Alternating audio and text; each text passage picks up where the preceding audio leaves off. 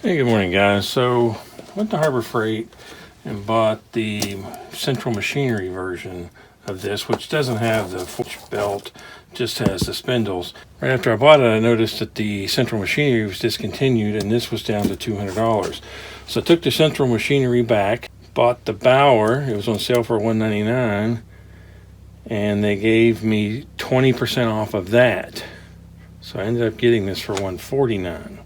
I didn't realize that the Bauer 20% off coupon stacks on top of the Black Friday sale coupons, but it does. Okay, so Bauer part number 191511EB. They always have a separate number. Harbor Freight part number is 56870. Makes me wonder if some other manufacturer sells the same thing. I haven't seen it, but that doesn't mean it isn't there. Okay, so they've got a label on here: oscillating edge, belt, and spindle sander. Propaganda. It was already peeling off. I didn't lose anything. It's probably just me, but when that label isn't on there right, I question the quality control of everything. We have an on-off switch with a safety. Pull that out. Push it back in. No big deal. Let's run through these. Tight fit, and you'll compress them a little. That'll work okay.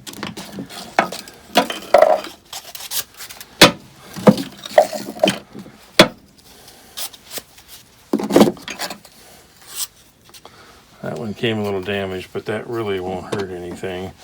There's a little bit you keep below the table most of the time. There we go. And this one, I had a feeling it fits right over that. So they don't give you a fifth spindle. That is the spindle. Now this is slotted. The bottom of this is slotted, and they go together. And that's how you get your rotation of this spindle, which in turn turns this spindle. And like I said, this thing's pretty heavy. It's pretty well built.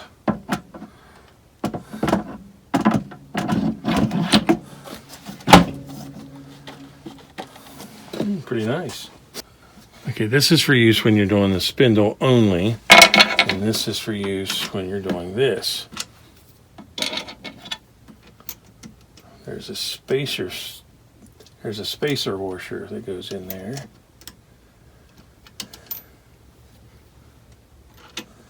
And you just tighten that down.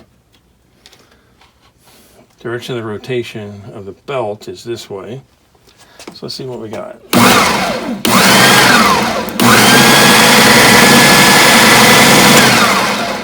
Supposedly all the dust is going to come into this chamber, and that is sealed from the motor. I think over time you're going to get a certain amount of leakage. Okay, when you have the belt on, you have this piece. Stores right there. That piece is for a plate cover when you're using a spindle sander. And when you're not using this, it stores there.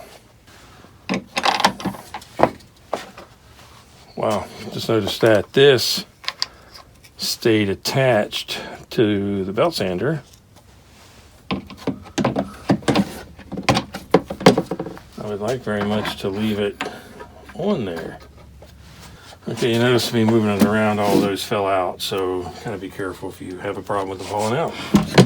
It has a knob on each side. You can hear those stops.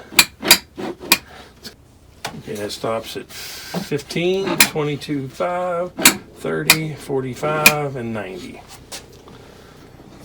Technically it doesn't have a stop at 90, it just won't go up anymore. So you tighten those down. Don't count on that staying by itself. Always tighten those down.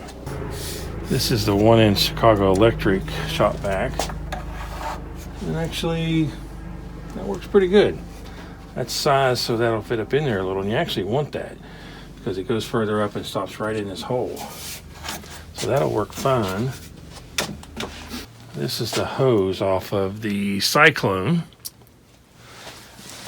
It's going to be way too big. So you gotta find your adapter. Okay, one thing I don't like about this is this lock, when I store it, it just sits there. There's nothing keeping it in. Same thing with this.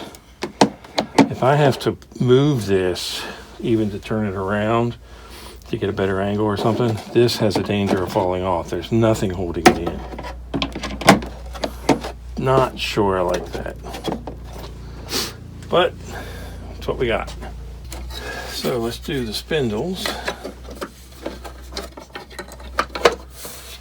This is to help with dust and also help with small parts not falling down in there.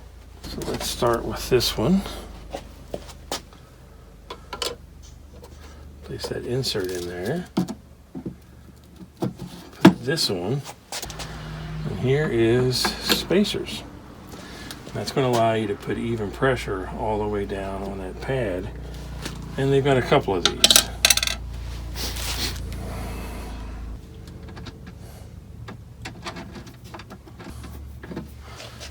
I don't like that that doesn't go on better. I'm going to put all of these on.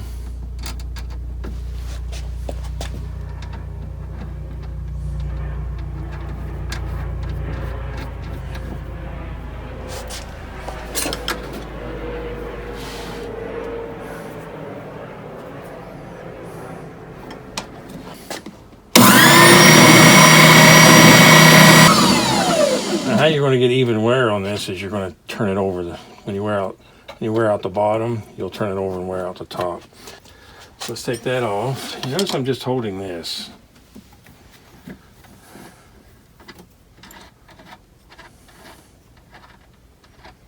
don't want to go all the way down on that. So I don't want to put the bolt right there. I want to use all of the spacers. Now that won't be possible once I go to the smaller ones. Okay, so here's the next size down, 1.5 inches. It will slide on. And I got to pick a size to put on that. And this is the only one that really makes sense. It's only maybe an 1/8 inch or all around. So there's for this one. Now I've got to put that on before I put this in, because I want to put this over top. Okay, so I've got to either overhang a little or underhang a lot. So personally, I'm going to overhang just a little. And I can put that on. That works pretty good. I wish they gave one more size on this, but they don't. There's the ring. So I'll pick the size I want, 1 inch. There we go. Now this one, I can use that, which if you think about it, that shouldn't get in my way. Might, but it shouldn't. But I could also just do these. It's a little bit of an underhang. I could do it either way, but I think I would do it this way. So let's make sure that works.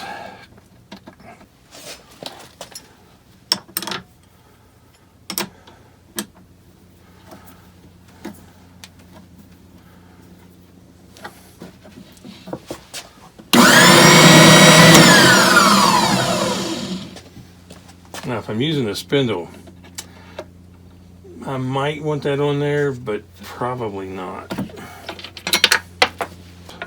Typically, you're sanding something that straddles this, so you don't really want this in the way. Okay, so that one works okay.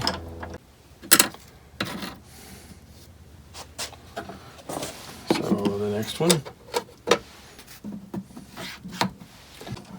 Okay, once you get that on there, I can use this one, and it's just about the right size. So that one is going to be okay. I'll give you a little indent to pull that out with. To me, the hardest one is this one. I don't have anything to compress, I'm just holding it in position. Now, you can take this out and it'll go down a little further. There's something for it to sit on. But if this is still too long, that shoulder's not there. I would have wanted to put this against the shoulder and press down on that, but that's not going to be an option. But you just use the smallest one, and it's just a placeholder. You're not going to compress that. There's no heavy rubber in there to compress.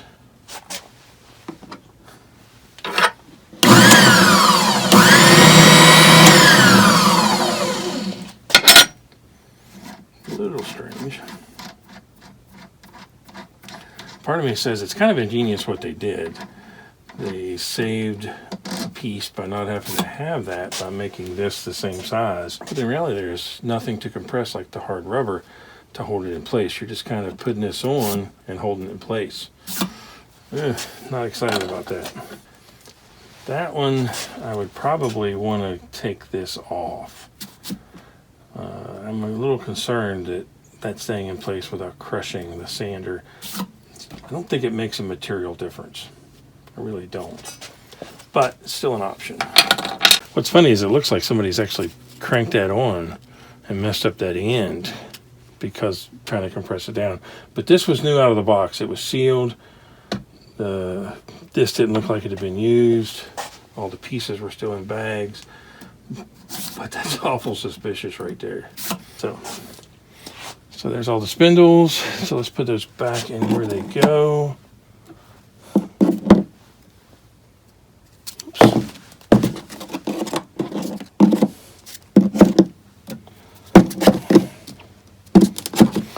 Now they've given you a lot of options on storing things not in use. Do I have something like that for this? You've got a lot of little parts here.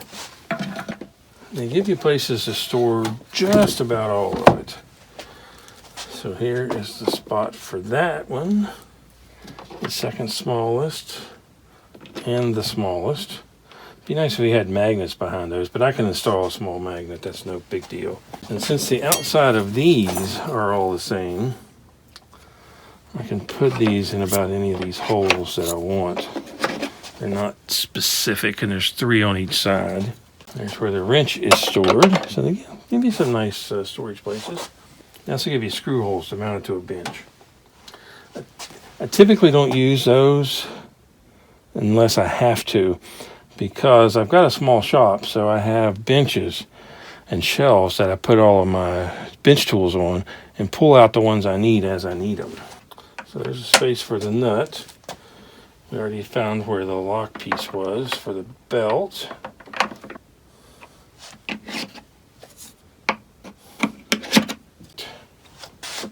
Got a spot to store everything but this, which should store in place, by the way. Rotate that till it drops down through. Yeah, I don't have any place to put this, and the only place that goes right here. And it's kind of a spacer. So I've got one thing that doesn't have a place to store. Well, when I went to edit the video, I didn't get a good shot of this. And that has peeled off in a couple of days, so it's gone. Okay, to take the belt off, just pull the lever. It should be 3x21. Big roller, the drive roller. This is more or less an idle roller. Goes back on. Reapply pressure. Now, remember to put that on before you go to adjusting it.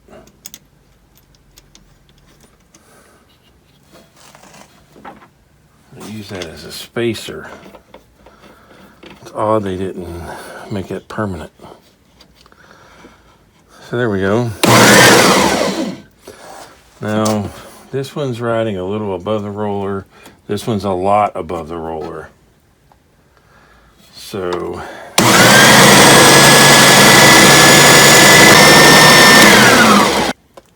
this one is right even with the roller. This one's a little above the roller, but that's how it fits. So,